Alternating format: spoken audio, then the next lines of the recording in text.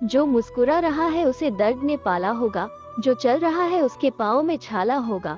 बिना संघर्ष के इंसान चमक नहीं सकता, जो जलेगा उसी दिए में उजाला होगा। जितना कठिन संघर्ष होगा उतनी ही शानदार जीत होगी। एक बार की बात है, एक किसान भगवान से बहुत ही नाराज हो गया।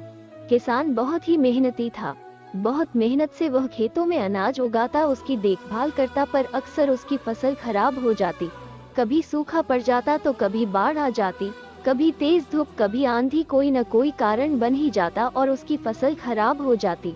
एक दिन वो किसान गुस्से में आसमान की ओर देखकर भगवान से बोला, हे ईश्वर, आपको लोग सर्वज्ञाता मानते हैं कि आप सब जानते हैं, कहते हैं कि आपकी इच्छा के बिना एक पत्ता भी नहीं हिलता, पर मुझे तो लगता है कि आप छोटी से छोटी बात भी नहीं जानते।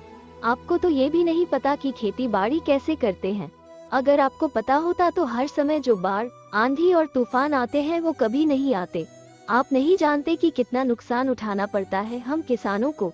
यदि आप मेरे हाथ में ये शक्ति दे दे कि जैसा मैं चाहूँ वैसा ही मौसम कर दूं, फिर आप देखना मैं अन्न के भंडार लगा दूंगा। भगवान इस किसान के तीखे वाक्य सुनकर मुस्कुरा रहे थे और वो किसान के सामने प्रकट होकर बोले, मैं आज से तुझे ये शक्ति देता हूँ कि तुम अपनी खेतों पर तुम्हारी जैसी इच्छा होगी तुम वैसा ही मौसम कर दोगे। मैं बिल्कुल भी दखल नहीं दूंगा, तुम्हारी इच्छा से ही सब कुछ होगा। किसान बहुत खुश हो गया। किसान ने गेहूं की फसल अपने खेतों में उगाई। जब उसे लगा कि खेतों को धूप चाहिए तभी खेतों को धूप मिले, जब पानी बरसना चाहिए तभी पानी बरसा, और आंधी, तूफान, बाढ़ कुछ भी उसने अपने खेतों पर आने नहीं दिया। किसान के खेत में इस वर्ष ऐसी फसल हुई जैसी कभी नहीं हुई थी। हरी भरी लहलहाती फसल। किसान मन ही मन बहुत खुश हो गया और सोचने लगा, अब सबूत के साथ दिखाऊंगा भगवान को कि इसे कहते हैं शक्ति का सही उपयोग। मेरी सफलता देखकर उन्हें अपनी नियम जरूर बदलने पड़ेंगे। कुछ दिन गुजरे, फसल कटने को तैयार हो गई। किसान बहुत उत्सुकता के साथ फसल को काटने लगा, पर जैसे ही उसकी नजर गेहूं की बालियों पर पड़ी तो उसने अपना सिर पीट लिया और वह रोने चिल्लाने लगा। गेहूं की एक भी बाली के अंदर गेहूं का दाना नहीं था, सारी बालियां अंदर से खाली थी। किसान बहुत दुखी हो गया। उसने भगवान को रोते हुए फिर पुकारा, हे प्रभु, तुमने ये मेरे साथ क्या किया? क्या तुमने मुझे कोई सजा दी है? भगवान बोले, बेटा, ये तो होना ही था। तुमने पौधों को संघर्ष करने का मौका ही कहाँ दिया था? ना तो तुमने उन्हें आंधियों से जूझने दिया, ना तेज बारिश को सहने दिया और ना ही धूप में तपने दिया। एक भी चुनौती का सामना तुमने उन्हें नहीं करने दिया, इसीलिए सारे पौधे अंदर से खोखले रह गए।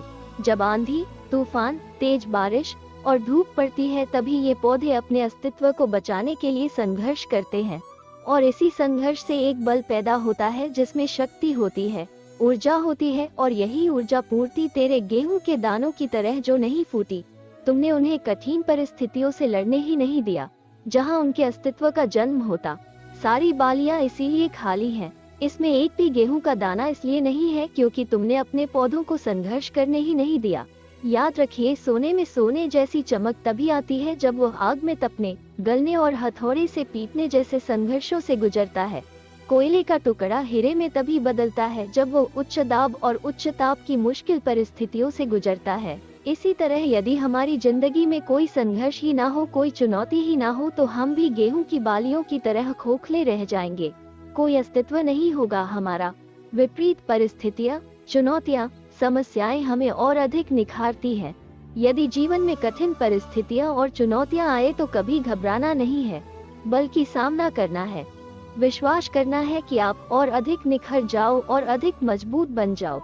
किसी ने कितना सही कहा है, जिंदगी जीना आसान नहीं होता, बिना संघर्ष कोई महान नहीं होता। जब तक ना पड़े हथौड़े की चोट पत्थर पर तब तक पत्थर भी भगवान नहीं होता। तो दोस्तों, उम्मीद करते हैं कि आपको कहानी पसंद आई होगी।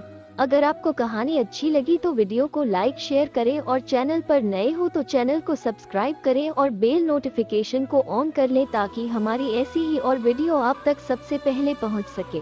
तो मिलते हैं किसी नई कहानी के साथ, तब तक के लिए जय हिंद, जय भारत।